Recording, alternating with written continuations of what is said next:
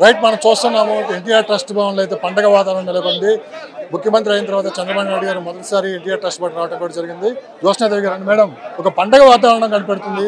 ఎలా అనిపిస్తుంది మేడం? మళ్ళీ పునర్వైభవం తెలంగాణలో తెలుగుదేశం పార్టీ రాబోతుంది. తెలంగాణలో పునర్వైభవం అని నేను అనను, రీస్ట్రక్చరింగ్ ఆఫ్ ద పార్టీ చేస్తున్నాం అని అంట. ఎప్పటికైనా సరే తెలంగాణలో వైభవం అనేటువంటి తెలుగుదేశం పార్టీకి ఉంది. ఎందుకంటే వైభవం అంటే ప్రజల్లో మన మీద ఏ విధమైనటువంటి ఆత్మీయత ఉంది, ప్రజలు ఏ రకమైనటువంటి అభిమానం చూపిస్తున్నారనేది. ప్రజా సమస్యల పట్ల అనుక్షణం గత 10 సంవత్సరాల నుంచైనా, అంతకు ముందర 10 సంవత్సరాలు అంటే మేము అధికారంలో లేని 20 సంవత్సరాలు కూడా తెలంగాణలో ప్రజాపక్షంగా మేము పోరాటం చేస్తూనే ఉన్నాం. మా ఈ పోరాటం ఎక్కడ ఆగదు.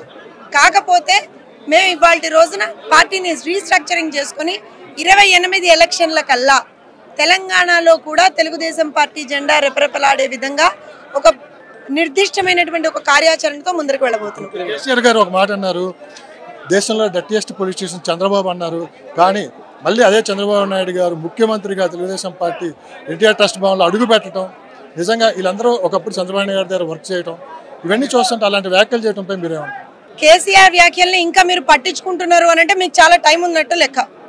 ఎందుకనంటే కేసీఆర్ అనేటోడు ఎంత డర్టీయెస్ట్ పాలిటీషియనో, ఏ విధమైనటువంటి ఒక మాటలు మాట్లాడాడు అనేటువంటిది అందరికీ తెలుసు. ఇంకో విషయం చెప్తున్నా, ఎవరెవరైతే బీఆర్ఎస్ టీఆర్ఎస్ వాళ్ళ పార్టీ పేరేందో వాళ్ళకే తెలియదు, టీఆర్ఎస్ఆ బీఆర్ఎస్ఆ వాళ్ళకే తెలియదు. ఎవరెవరైతే ఆ మాటలు మాట్లాడుతూ ఉన్నారో, తెలుగుదేశం గురించి మాట్లాడుతూ ఉన్నారో, బిడ్డ ఒక్కొక్కడికి చెప్తున్నా, తెలుగుదేశం పార్టీ పుట్టింది తెలంగాణ గడ్డ మీద. ఖచ్చితంగా రేపొద్దున తెలంగాణలో కూడా ఒక బ్రహ్మాండమైనటువంటి శక్తిగా మేము ఉండబోతున్నాం. ఖబర్దార్ అనే చెప్తున్నాం. వైఎస్ఆర్సీపీ బీఆర్ఎస్ తెలుగుదేశం పార్టీ భూస్థాపితం చేస్తా అన్నారు. కానీ ఆ రెండు పార్టీలు ఈరోజు భూస్థాపితం అయిపోయి ఏమన్నారు? ప్రజాపక్షంగా రాజకీయం చేస్తే మీరు ఉంటారు. అధికారమే పరమావధిగా రాజకీయం చేస్తే ఒకళ్ళకి 11, ఇంకొకళ్ళకి 2, 3, 4 ఎన్ని మిగులుతాయో తెలియని పరిస్థితులు ఉన్నాడు. ఎంపీ సీట్లు గోల్ అయినాయి. రేపు పొద్దున్న అసెంబ్లీలో కూడా తన పార్టీ మీద గెలిచిన వాళ్ళు ఎంతమంది ఉంటారో కూడా తెలియలేనటువంటి ఒక అయోమయ పరిస్థితిలో ఫామ్ హౌస్ లో కూర్చొని ఆలోచిస్తున్నటువంటి వాళ్ళిద్దరి గురించి మాట్లాడేటువంటి తీరిక, అంత టైము మా దగ్గర అయితే లేదు.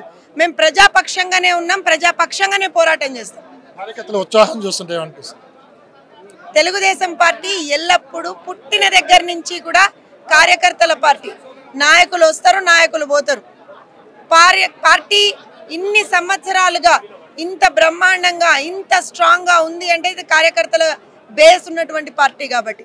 అందుకే ఇటు తెలంగాణలో కావచ్చు, అటు ఆంధ్రప్రదేశ్లో కావచ్చు, యావత్ ప్రపంచం మొత్తం కూడా ఎక్కడైతే తెలుగుదేశం పార్టీ అభిమానులు ఉన్నారో, ఎక్కడైతే తెలుగుదేశం పార్టీ కార్యకర్తలు ఉన్నారో వాళ్ళందరికీ కూడా శిరస్సు వంచి పాదాభివందనం చేసుకుంటా ఉన్నాం. ఎందుకంటే మీరు చేయబట్టే ఇవాళ రోజున తెలుగుదేశం పార్టీ ఇంత దిగ్విజయంగా ఆంధ్రప్రదేశ్లో కావచ్చు, ఇంత దిగ్విజయంగా మిగతా ఎక్కడైనా సరే ఉండగలుగుతుంది.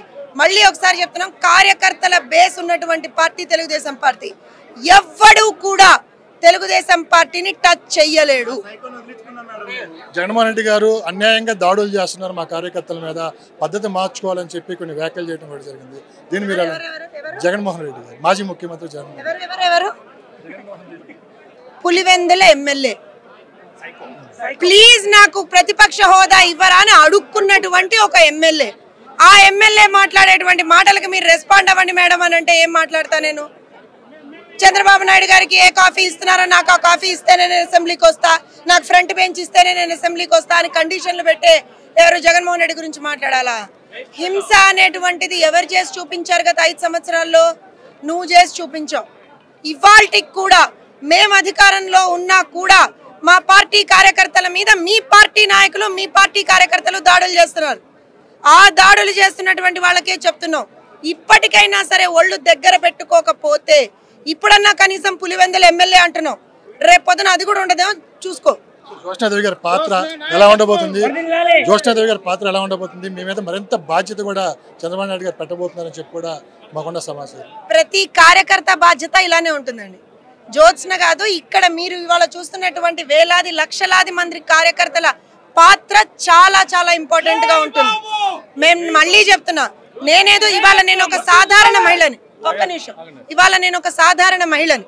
ఒక మధ్యతరగతి కుటుంబానికి చెందినటువంటి ఒక టీచర్ని. అలాంటి టీచర్ని వాళ్ళ తీసుకొచ్చి పని చెయ్యి జోత్స్న, ఖచ్చితంగా నీకు నాయకత్వ లక్షణాలు నేను నేర్పిస్తా అని కూర్చోబెట్టి నేర్పించి ఇవాళ రోజున ఒక నాయకురాలుగా తయారు చేసి ముందరకు పంపిస్తున్నటువంటి నాయకుడు నా నాయకుడు. అలా నాలాగా ఇన్ని లక్షల మందికి కూడా అదే విధమైనటువంటి ఒక ప్రోత్సాహాన్ని ఇచ్చేటువంటి వాడు నా నాయకుడు. సో ఖచ్చితంగా చంద్రబాబు నాయుడు గారి నాయకత్వంలో తెలుగుదేశం పార్టీ స్కూల్ నుంచి నాలాంటి ఎంతో మంది ఆశావాహులు, ఎంతో మంది ఏమంటారు అంటే స్టూడెంట్స్ బయటకు వస్తూనే ఉంటారు. మేము నేర్చుకుంటూనే ఉంటాం, ప్రజలకు సేవ చేస్తూనే ఉంటాం. ఒకటి మాత్రం చెప్తున్నాం, ప్రతి ఒక్క తెలుగుదేశం పార్టీ కార్యకర్త ఎంతో గర్వంతో ఈ జెండా ఈ కండువా వేసుకుంటాం. మీ బలం మీ ధైర్యం ఇది మా జెండా, మా జెండా మా బలం, మా జెండా మా బలం, మా నాయకుడు మా బలం. ఎవరైనా సరే తెలుగుదేశం పార్టీ కార్యకర్తల్ని టచ్ చేసి చూడమని చెప్పండి, నామరూపాలు లేకుండా పోతారు.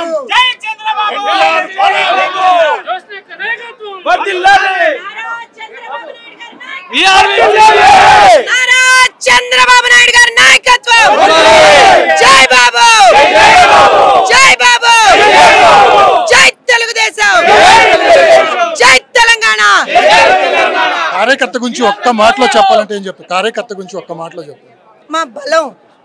మా బలం కార్యకర్తలు అన్నిటినీ త్యాగం చేసి కేవలం పార్టీ అధికారంలోకి వచ్చినా రాకపోయినా, ఏ పక్షంలో అధికార పక్షంలో ఉన్నా ప్రతిపక్షంలో ఉన్నా సరే పార్టీని వీడకుండా పార్టీ జెండా అనుక్షణం రెపరెపలాడేట్టుగా చేసేటువంటి వాడే కార్యకర్త.